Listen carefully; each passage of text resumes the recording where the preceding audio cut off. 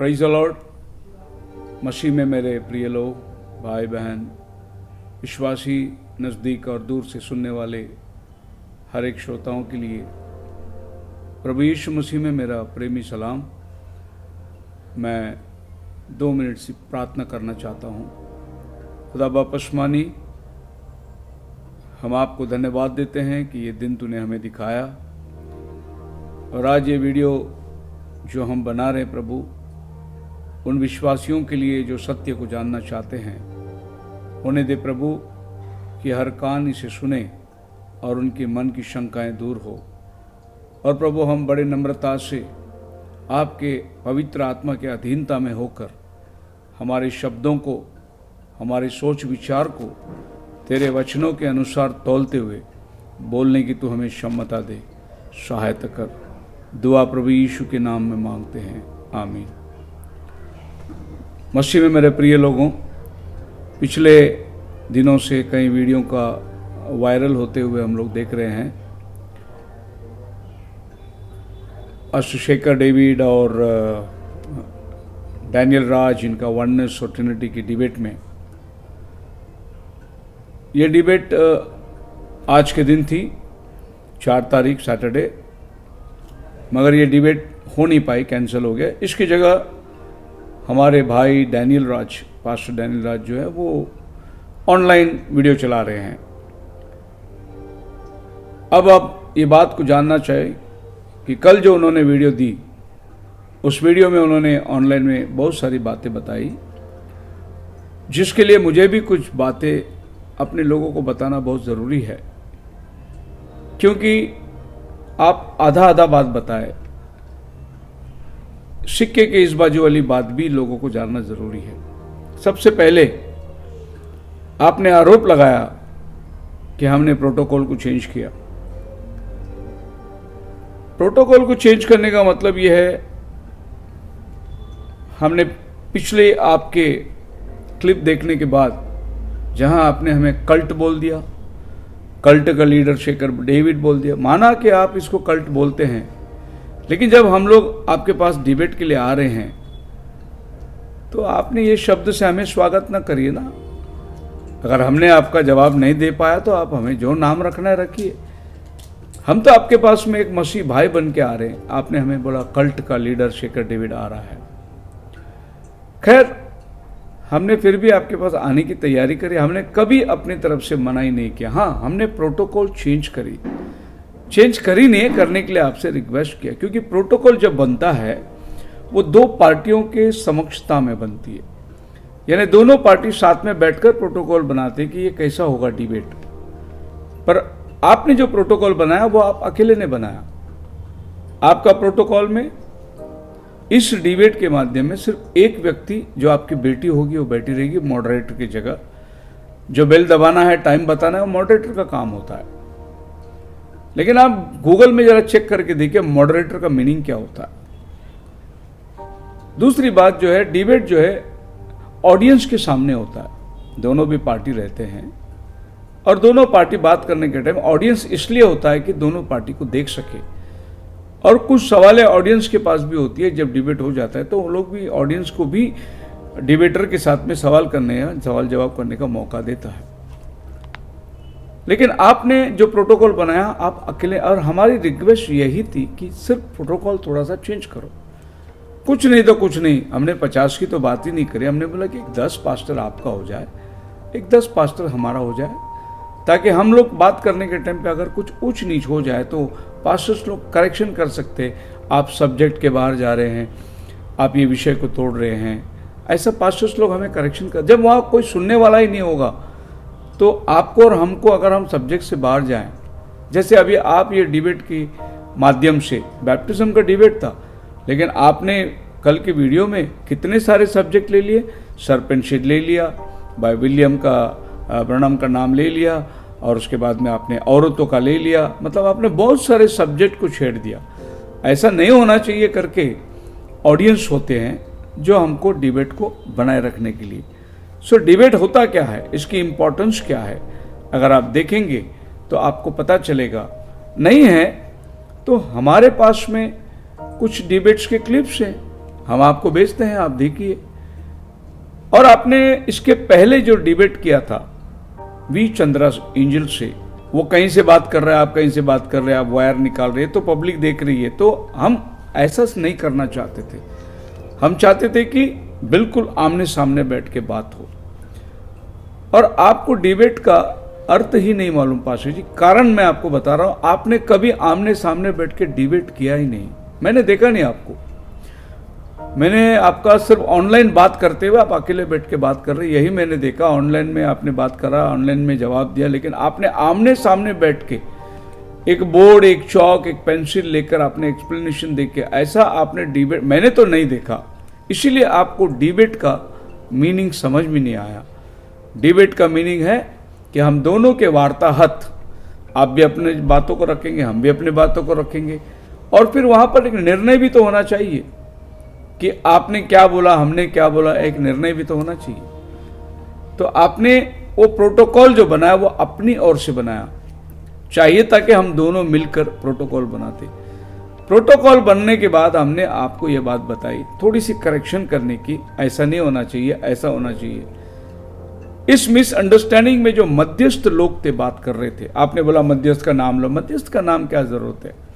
बात किया कोई आपके साथ में, डिबेट की चर्चा करी, हम तैयार हो गए ना डिबेट के लिए। देखो कोई भी एक प्रोग्राम होता है, मान लो घर में एक शादी की बात है, वो शादी की तारीख तय हो जाती है, फिर बहुत से कामकाज शुरू हो जाता है, उसमें कुछ उतर चढ़ाव, छोटी मोटी मिस्टेक्स हो जाती है, लेकिन शादी कैंसिल नहीं होता ना, शादी तो बना रहता है। जो भी छोटी मोटी मिस्टेक हो जाती है उसको हम लोग करेक्शन करके शादी का डेट पक्का रखते। उसी तरीके से हमारा डिबेट पक्का तारीख 4 तारीख हो गया, उसके पीछे अगर मॉडरेट लोगों ने कुछ बोल दिया, कुछ गैर समझ हो गई, वो तो छोटी मोटी बातें, उसको एक बाजू रखकर आप और हम जो मेच्योर लोग हैं, डिबेट को कंटिन्यू करना चाहिए था। मगर आपने उसके बदले बोले कि मैं वीडियो बना के डालूंगा, पहले वीडियो देखो, उसके बाद तुम चर्चा करो कि डिबेट में बैठना है या नहीं, नया प्रपोजल लेके आओ, हम उसके ऊपर विचार करेंगे। ऐसे आपने बहुत सारे कानून डालकर ये बता दिया कि मैं कल 7 बजे फिर से ऑनलाइन आने वाला हूं। डिबेट का क्या, पोस्टर जो डाला उसका क्या? हमने तो डिबेट कैंसिल करी नहीं, खाली थोड़ी सी प्रोटोकॉल में चेंजेस लाई। देखिए वो एक्सप्लेनेशन जो आपने दिया उसमें आपने बहुत सारे डॉक्ट्रिनल पॉइंट छेड़ दी, जबकि वो होना नहीं चाहिए था। आपको सिर्फ एक्सप्लेनेशन ये देना था कि डिबेट क्यों कैंसिल हुई, आपकी तरफ से हुई या हमारे तरफ से हुई। डिबेट 5 लोगों में नहीं होता। मैंने आपको बताया था कि बाइबल में रेस्पेक्ट नाम की एक चीज है, और मैंने भाई विलियम ब्रनम का नाम लिया। महान दास है, उसका मिनिस्ट्री में कितने मुर्दे जिंदा हुए। मैंने उसका जूते की बात नहीं बताई थी, मैंने ये बताया था कि जब हम पवित्र स्थान पे आ जाते हैं, परमेश्वर के वचन की बातें करते हैं, तो हमारा कल्चर के हिसाब से हम लोग शू बाहर निकाल के आते हैं, लेकिन जब हम आपको देखते हैं तो आपका पैर सबसे आगे रहता है, शू पहला दिखाई देता है। वही हम बोल रहे थे कि बैठने का स्टाइल, आपका कपड़े का स्टाइल, आपका बात करने का स्टाइल। फिर भी मैंने ये बोला वो आप उस तरीके से बड़े हुए, उसका हमें कोई नहीं। अगर आपको दिल में दुखा होगा कि मैंने जूते की बात करी, बाल की बात करी, उसके लिए मैं क्षमा चाहता हूँ। आप फ्रीडम है, कैसे भी बाल रख सकते हैं, कौन सी भी जूता पहन सकते हैं, उसका कोई जिक्र ही नहीं। लेकिन आपने उस जूते का विषय में भाई विलियम ब्रनम का एक स्टेज का क्लिप लेके डाल दी और बोले देखो विलियम ब्रनम जूता पहन के खड़ा है और डेविड शेकर बोलते हैं जूता है, इसकी शिक्षण क्या है और इसकी शिक्षण क्या है। आपने वो क्लिप जो बताया था ना विलियम ब्रनम का, खाली जूता बताया लोगों को। वो क्लिप में वहां क्या हो रहा है अगर वो आप लोगों को बताते ना, तो शायद लोगों का मन परिवर्तन होता। वहां पर एक औरत खड़ी है और the deep calleth unto the deep, ये मैसेज पढ़ के देखिए। भाई ब्रनम उस औरत का नाम बता रहे, वो कहाँ से आई, उसका गाड़ी का नंबर क्या है, वो क्या तकलीफ से आई, ये सारी बातें। और औरत को ये भी बोल रहा है क्या इसके पहले हमने आपस में कभी मिले थे? नहीं मिले थे, पहली बार। आपने खाली जूता बताया, चाहिए था कि वो इंसिडेंट भी थोड़ा बताते कि भाई ब्रनम जूता पहन के उधर क्यों खड़ा है। और भाई ब्रनम की मीटिंग जो होती है ना, टेंट मीटिंग होती थी सब, और वो अमेरिकन कल्चर है, हम लोग इंडियन कल्चर में चलते हैं। अमेरिकन लोग आज भी चर्च में जूता पहन के जाते हैं, मगर हम इंडियन कल्चर में जूता पहन के नहीं जाते। वो ठीक है, बड़े बड़े चर्च में होता रहा, लेकिन हम लोग ने शुरुआत से ऐसी पालन किया है, बचपन से हम लोग को यही सिखाया गया है। और हम चाहते थे कि जहाँ भी हम लोग बैठ के बात करें वहाँ। आपने ये बताया कि फिलिप और खोजा जब रथ में बैठे बाइबल खोले, क्या उन्होंने जूता उतारा था क्या? ऐसा आपने 2-3 एग्जाम्पल दिया। मैं आपको ये बता रहा हूँ कि आप फिलिप के एग्जाम्पल देने की जगह मूसा का एग्जाम्पल क्यों नहीं दिए? जलती झाड़ी के पास में जब मूसा पहुंचा जंगल में, प्रभु ने बोला अपने पैर से जूती उतार। जब जोशुआ जेरिको शहर को निरीक्षण कर रहा था, सामने फरिश्ता खड़ा हो गया, क्या कहा? जूता उतार। ये रेफरेंस आपने दिया नहीं, आपने खाली जूता पहन के बैठे वो लोग को रेफरेंस दिया। रेफरेंस तो हमारे पास भी है, लेकिन वो विषय था ही नहीं। हम ये चाहते थे कि डिबेट जो होगे वो एक मर्यादा में हो सकता है। मैंने कहा कि आपकी जो सिस्टर मीडिएटर कर रही थी, तो हमारे जो मीडिएटर लोग थे, तो मैंने कहा कि आप ही बात करो, अगर कोई पुरुष हो तो मेरे को देना। ये मैंने इसलिए कहा कि वो सिस्टर बात कर रही है, वो लोग ने। अब मैं नहीं चाहता था कि कोई लेडी जो है वो इस मॉडरेटर बने या इस कार्यक्रम को चलाए, नहीं चाहता था मैं। इसीलिए मैंने कहा कि मैं सिस्टर से बात नहीं करा। पर आपने इसको इतना जबरदस्त हवा दिया कि घर में अपने माँ से बात नहीं करते, अपने बहन से बात नहीं करते, मतलब इनकी चर्च में औरत लोग इतने दबे हुए रहेंगे। भाई आप आके देखो हमारे चर्च में औरत लोग कैसे रहते हैं। आप जैसे लोगों को बता रहे हैं ऐसा नहीं है। हम औरत को पुलपिट में नहीं चढ़ाते। बाकी आपने बोले बाइबल में औरत ये है, औरत वो है, औरत वो किया, औरत प्रॉफिट्स किया है। बिल्कुल, आपने रोम करास की 16वां अध्याय के कई औरतों का नाम पढ़ के सुनाया, लेकिन आपको मालूम है इनमें से एक भी औरत प्रचारक नहीं थे। ये सब सेवा करते थे। चर्च में औरतों की बहुत सेवा है। हमारे चर्च में औरतों की बहुत सेवा है। लोग आते, झाड़ू लगाते, चेयर लगाते, साफ सफाई करते, पाला पोषा करते, लेकिन उनको हम पुलपिट में नहीं खड़ा करते, क्योंकि बाइबल कहता है वो वहां खड़ा रह के प्रचार करने का योग्यता नहीं है। बाइबल उसको मना करती है। लेकिन और भी बहुत सेवा कलीसिया के अंदर है। सो आपने औरतों को लेकर, देखिए मैं आपको एक बता रहा हूं कि यीशु मसीह ने मरियम से कहा कि जाओ मेरे शागिर्दों को बता दो। आपने बोले वो संदेशा लेके आया, प्रचार नहीं किया उसने। फिर मैं आपको बता रहा हूं यीशु मसीह ने सबको समानता में रखा। देखिए मत्ती 28 का आप अगर पढ़ोगे वचन, तो बाइबल क्या कहती है पता है आपको? पुनरुत्थान के बाद प्रभु यीशु मसीह चेलों को मिला। 28:16 में लिखा है चेलों को मिला, 11 चेलों को मिला, और 11 चेलों को उसने कमीशन दिया, पृथ्वी की छोर तक तुम मेरे गवाह हो। हर जातियों में उनको चेला बनाओ, उन्हें पिता पुत्र पवित्र आत्मा के नाम में बपतिस्मा दो। ये आज्ञा प्रभु ने चेलों को दिया। सिर्फ 11 लोग थे वहां, औरत लोग नहीं थे वहां पर। औरत लोग को प्रभु ने कमीशन नहीं दिया। कमीशन केवल प्रभु ने पुरुषों को दिया। लेकिन आप ये भी बता सकते हैं कि बहुत से औरत लोग यीशु मसीह के साथ चलते थे। बिल्कुल, लूक की किताब 8:3 में बहुत से औरत लोग का नाम है। इन औरतों को अगर आप देखिए तो बाइबल कहती है उनके सब्सटेंस से, मतलब उनकी संपत्ति से वो प्रभु की सेवा करते थे, प्रचार नहीं करते थे। जैसे अभी प्रभु के चेले हैं, 12 लोग साथ में जा रहे हैं, ये लोग जहां भी जा रहे हैं इनके खान पान की व्यवस्था है, इनकी ज़रूरतों को पूरा करने के लिए इन औरतों को प्रभु ने अपने साथ रखा था। बाइबल में क्लियरली लिखा है विद देयर सब्सटेंस, अपने वस्तुओं से उन्होंने प्रभु की सेवा करी, प्रचार नहीं किया। जब बात प्रचार की आती है, भूत निकालने की आती है, चमत्कार की आती है, तो वो चेले करते थे। तो बाइबल में मेंशन है, 1 कोरिन्थियों की किताब 14:34 जो आपने बताया, कलीसिया में औरतों को स्पीक लिखा है, इंग्लिश में बात करने की अनुमति नहीं है और वो साइलेंस रहना चाहिए। अगर यहां पर स्पीक लिखा है लेकिन वो साइलेंस वर्ड को आप देख लेना। 1 तीमुथियुस 2 अध्याय के 11 वचन में बाइबल में लिखा है उनको प्रचार करने का अधिकार नहीं, वो साइलेंस रहे। ये दोनों भी किताब लिखने वाला पौलुस ही है।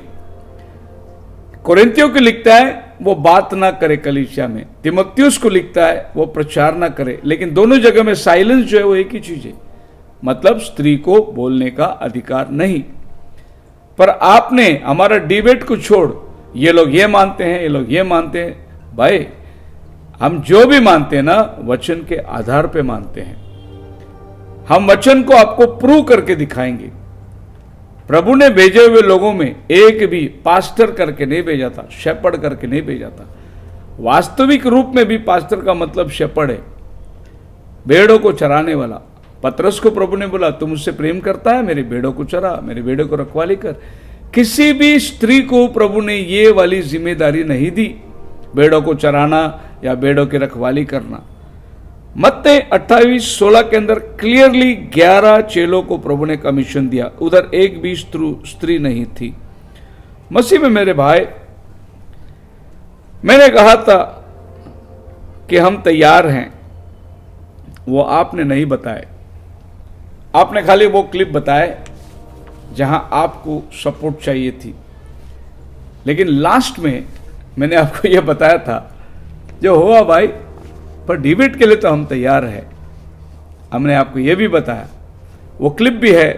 भाई ने कहा कि हम हॉल बुक करते, हम खाने का अरेंज करते, हम लोगों को बुलाते, आप खाली हमको टाइम दो। ये भी भाई ने आपसे बात किया था। आप तो हमको एक कैबिन में बुला रहे थे, आपके घर में स्टूडियो में बुला रहे थे, हम तो आपको ओपन में बुला रहे थे।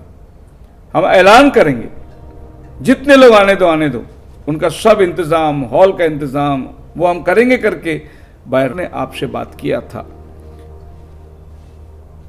जो पिक्चर आपने बताया भाई विलियम ब्रनम को फोटो डालने के बाद, ये इनकी शिक्षा है, इनके पीछे वो जो पिक्चर आपने बताया उसमें औरत है और सांप है। आपने बोले सांप ने औरत के साथ संभोग किया, ऐसा ये लोग बताते, ये लोग मानते, ऐसा करके आपने बताया। वो जो पिक्चर आपने बताया ना, वो गलत पिक्चर है। जब हवा ने सांप से बात किया, उस टाइम पे सांप ऐसा नहीं था। वो इंसान की तरह 2 पैर वाला जानवर जैसा इंसान की तरह चलता था। वो ऐसा सांप तब बना जब श्राप के बाद बना। आपने वो पिक्चर गलत डाल के बता दिया। आप बाइबल को अच्छे से पढ़ो। अगर ये बात सही नहीं है, इसीलिए तो हम बोलते थे आमने सामने बैठो। आप वीडियो में अकेले बोलते जा रहे ना, अगर आमने सामने बैठे तो हम आपको वहां रोकते, पॉज करते और कहते कि ये ऐसा नहीं है, ये ऐसा है, बाइबल खोलेंगे, पढ़ेंगे। इसीलिए तो डिबेट बोलते। आपने जो तस्वीर बताया सांप का, सांप ऐसा नहीं था। अच्छे से ध्यान रखना, प्रभु ने बोला अब के बाद तो पेट के बल चलेगा। फिर पहले कैसे चलता था? पैर के बल। ये सब एक्सप्लेनेशन डिबेट में आती है, पर आपने उनको ऐसे तस्वीर बता दिया है, ये कैसे हो सकता, वो कैसे हो सकता। आपने एक वचन बताया यूहन्ना, पहले यूहन्ना 3:12 का, कि वो दुष्ट से था। ये एक स्क्रिप्चर को लेकर इन लोग सर्पन सीड के बारे में एक स्क्रिप्चर को लेकर ऐसा बोले। एक स्क्रिप्चर नहीं है भाई, बहुत स्क्रिप्चर है। इसीलिए तो हम आपसे डिबेट मांग रहे थे। बहुत स्क्रिप्चर है। देखिए उत्पत्ति 5:3 में यह लिखा है कि आदम के बाद शेत, लेकिन आदम का बेटा कैन था पहला बेटा, दूसरा आबिल। कैन ने आबिल का खून कर दिया, आबिल नहीं रहा, कैन था जिंदा। लेकिन कैन का नाम बाइबल में वंशावली में आदम का नहीं आता, वहां प्रभु ने शेत का नाम लिया। उत्पत्ति 5:3। क्यों प्रभु ने कैन को काट दिया? आदम का पहला बेटा है। तो पहला यूहन्ना 3:12 में जो जॉन ने लिखा है वो दुष्ट से था, इसको समझने की जरूरत है। इसलिए प्रभु ने उसको आदम के बेटे में नाम नहीं लिया। एक स्क्रिप्चर नहीं है, आगे आप पढ़ सकते। पहला इतिहास, पहला अध्याय, पहला वचन, आदम का वंशावली में कैन का नाम प्रभु ने नहीं निकाल दिया उसका नाम। उसके बाद लूक की किताब 3 अध्याय का 38 वचन में नया करार के अंदर जब वंशावली की बात आती है तो आदम का बेटा शेत को माना गया, जो आदम का तीसरा बेटा था। कैन का नाम नहीं है, वहां से भी प्रभु ने कैन के नाम निकाल दिया। भाई साहब, जब आप बोलते हैं कि ये लोग सर्प वंश की बात करते हैं, तो हम आपको प्रूव करके दिखाएंगे वो सर्प वंश कैसा है। देखिए मत्ती 3:7 में यूहन्ना कहता है, अरे सांप के बच्चों। किसको बोल रहा है? वो सदूसी फरीसी जो बपतिस्मा लेने को आए, उनको देख के कहता है, अरे सांप के बच्चों। यूहन्ना एक प्रॉफिट है। प्रॉफिट का मतलब है सीयर। सीयर का मतलब दूर तक देखने वाला। जब ये लोग बपतिस्मा लेने को आए तो जॉन ने उनको देखा, उनके बाप, उनके परदादे को देखा, बोला अरे सांप के बच्चों, तुम वहां से आ रहे हो, देखो उनका क्या, उनको माँ बाप नहीं थे, उनको सांप का बच्चा। आपने ये कंटेंट लेकर कहाँ लगा दिया? जो कल्ट है उनको, वो लोग ने सांप बोला, वो लोग ने सुअर बोला, वो लोग ने कुत्ता बोला, इसके लिए हम भी बोलेंगे, यहाँ जोड़ दिया आपने। लेकिन आपको पता नहीं सांप का बच्चों, खाली ये यूहन्ना ने नहीं बोला, प्रभु यीशु मसीह उसी मत्ती 12:34 में यीशु मसीह ने भी बोला, अरे सांप के बच्चों। अब यीशु मसीह ने इसको सांप का बच्चों बोला। लिटरली ये लोग वो सर्प जो उत्पत्ति 3 में हवा को बहकाया, उनके बच्चे हैं। क्योंकि बाइबल में क्या लिखा है? उन्होंने फल खाया। कौन सा फल खाया? भजन संहिता 127 में दाऊद क्या बोलते हैं? गर्भ का फल। गर्भ का फल। क्यों गर्भ का फल बोले? Fruit of the womb. So उन्होंने कौन सा फल खाया? हमारे यहां चलती है, बहुत सारे प्रचारक लोग हैं, बड़े बड़े रेवलेशन को लेके आते। मैंने तो कुछ ऐसा भी रेवलेशन सुना, वो बोलते वो जो फल उन्होंने खाया वो पपैया था। पाप आया पपैया। नाम से थोड़ी फल को गिना जाता है, वो फल क्या है इसको समझने बहुत जरूरत है। पास्टर जी, अगर हम सामने डिबेट में बैठते तो हम आपको पूछते थे ये फल कौन सा है? जो खाने से आंखें खुलती है, जो फल खाने से शर्म आती है, जो फल खाने से औरत गर्भवती होती है, ये फल कौन सा है करके हम आपसे पूछते, पर आपने हवा में उधर उड़ा दिया। इसीलिए तो हम बोल रहे थे कि डिबेट करो। आप एक ही डिबेट के अंदर इतने विषय को ले लिया। तो बाइबल क्या कहती है गर्भ का फल के बारे में? हमें वो फल का नाम बता दीजिए जिसको खाने से हवा गर्भवती होती है। और हमें बहुत सारा सवाल भी ये भी पूछना है कि फल तो मुंह से खाया, सजा पेट को दिया, ऐसे क्या हो गया? सजा मुंह को देना चाहिए था। पर आप उस सब चीज को एस्केप करके खाली सर्प से आया हुआ करके आप बता के शॉर्टकट में अपने लोगों को बता दिया। और आपके लोग जो कमेंट्स भी डाल रहे हैं, कैसे कैसे कमेंट डाल रहे हैं, अगर ये लोग बाइबल खोलते तो इनको समझ पवित्र आत्मा जरूर देता है इनको। आपने वी चंद्रा का डिबेट को लेकर ऐसे बताए, माफी मांगी है नहीं, बोले डी चंद्रा के इसमें ऐसा हो गया था, मैं उसके लिए माफी चाहता हूं। यही चीज मैं आपको बोलता हूं, हमारे जो मध्यस्थ लोगों ने आपस में कुछ चर्चा करके कुछ ऐसे मुद्दे में आ गया, उसने ये बोला, इसने ये बोला। जैसे आपने वी चंद्रा एंजल के डिबेट को लेकर बोले कि माफ कर देना मुझे, मैं आपको बोलता हूं ये हमारे मध्यस्थ लोगों को माफ कर दो। मैं माफी मांगता हूं हमारे मध्यस्थ लोगों के वजह से कि आपको मिसअंडरस्टैंडिंग हुई, लेकिन डिबेट में तो आओ ना, मैदान खुला है, मैं इंतजार कर रहा हूं आपका। आपने क्या बताया था? शेर, आओ मैदान में। डिबेट क्यों कैंसिल करना है? मैंने आपको उदाहरण भी दिया। कोई प्रोग्राम बनती है घर में, शादी की मान लो या मड्डे की मान लो, कोई भी तारीख तय होता है, छोटी मोटी मिस्टेक हो जाती है, बड़े बड़े मिस्टेक भी हो जाते हैं, लेकिन डेट नहीं कैंसिल होता, शादी नहीं कैंसिल होता। उसी तरीके से मैं हमारे मध्यस्थ लोगों ने, जो आपके मीडिएटर लोग जो थे, वो लेडीज थी, शिवान क्या उनका नाम है, उनसे बातचीत कर रही थे, कुछ गलती हो गई रहेगी, मैं माफी चाहता हूं, बड़ा मन रखता हूं, लेकिन मेरा उद्देश्य है कि आप आइए, फिर से डेट दीजिए और एक नया प्रोटोकॉल बनाएंगे, डिबेट करेंगे, ताकि आपके सुनने वाले, हमारा सुनने वाले सच्चाई तक पहुंच जाए। और जैसे आपने बार बार डायलॉग मारी, दूध का दूध पानी का पानी, वो भी तो हो जाएगा अगर आप सामने बैठे तो। अगर आप नहीं बैठना चाहते हैं, मुझे मालूम है आप नहीं बैठेंगे। क्यों? क्योंकि आप इसके पहले कभी बैठे ही नहीं, किसी के साथ भी नहीं बैठे। आपको कैमरा के सामने बैठने की खाली आदत है, पब्लिक के सामने आपको बैठने की आदत नहीं है। अगर आप पब्लिक के सामने बैठने की आदत रखते तो आ जाओ स्टेज में, जहां हम बुलाएंगे, जितने लोग अटेंड कर सकते हैं उतने लोगों को बुलाएंगे, ओपन में रखेंगे मीटिंग। आप जो बात करते हैं वो बात को आप ओपन में आके करिए स्टेज में। हम दोनों स्टेज में बैठेंगे, पब्लिक ऑडियंस बैठने दो, और हम लोग आपस में एक में एक को चर्चा करेंगे, सवाल जवाब पूछेंगे। हम अभी भी तैयार हैं। आपने जितनी बात बोलकर जो भी हमारे डॉक्ट्रिन की बातों को आपने एक्सपोज करने की कोशिश करी है, ये एक एक विषय के ऊपर हम लोग बात कर सकते हैं। ये एक दिन की मीटिंग में नहीं होती है भाई। ये एक दिन की डिबेट खाली बैप्टिज्म के ऊपर थी, लेकिन आपने उस बैप्टिज्म का नाम लेकर स्त्री प्रचारक से लेकर, सर्पवंश से लेकर, एक खुदा का संदेश से लेकर आपने इतनी सारी चीज को मिला कर दे। आप बोलते कि मैं खिचड़ी बना रहा हूं, आप क्या बना रहे? पुलाव बना रहे आप इतने सारी चीजों को एक साथ बोल दिए और आप ही बोल रहे मैं वीडियो बनाऊंगा। आप सामने आने वाले लोगों में नहीं है। सभी लोग आपके कमेंट्स में देखो, सब लोग यही रिक्वेस्ट कर रहे, सामने आओ, सब लोग रिक्वेस्ट कर रहे। मेरी नहीं तो कम से कम पब्लिक के लिए तो आओ, सामने बैठो। अगर आप नहीं आते तो पास्टर डैनियल, मैं आपकी रेस्पेक्ट जरूर करता हूं, लेकिन आपका हर विषय का जवाब मैं भी वीडियो में दूंगा आपको।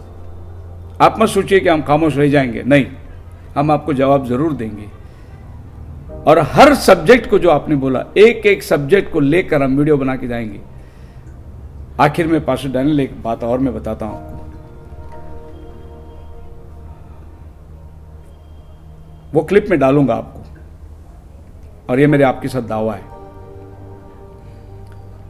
मेरा जो क्लिप निकलेगा बन के, जो बाइबल स्टडी में निकाल के दूंगा, जैसे आप डिबेट कर रहे, ऐसे जब मैं निकाल के दूंगा, आपके कहीं एक लोग इस सत्य को जानेंगे और पाप की क्षमा के लिए एक ही नाम, प्रसिद्ध 4:12 में लिखा, आसमान और जमीन में कोई नाम नहीं, एक ही नाम जिससे हमारा उद्धार हो सकता है। लूका 24:47 में लिखा है, पाप की क्षमा उसी के नाम से प्रचार किया जाएगा। पहला यूहन्ना 2:12 में लिखा हुआ है, हे बालको, उसके नाम से तुम्हारे पाप क्षमा हुए। प्रसिद्ध 22:16 में, उठ, अब क्यों देर करता है, उसका नाम लेकर अपने पापों को धो डाल।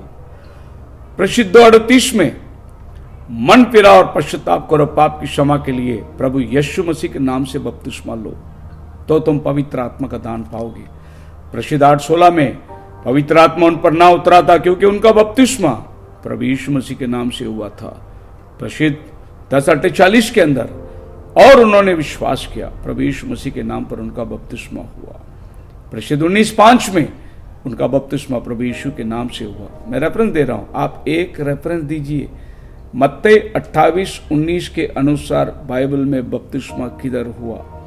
बहुत बड़ी इतिहास है।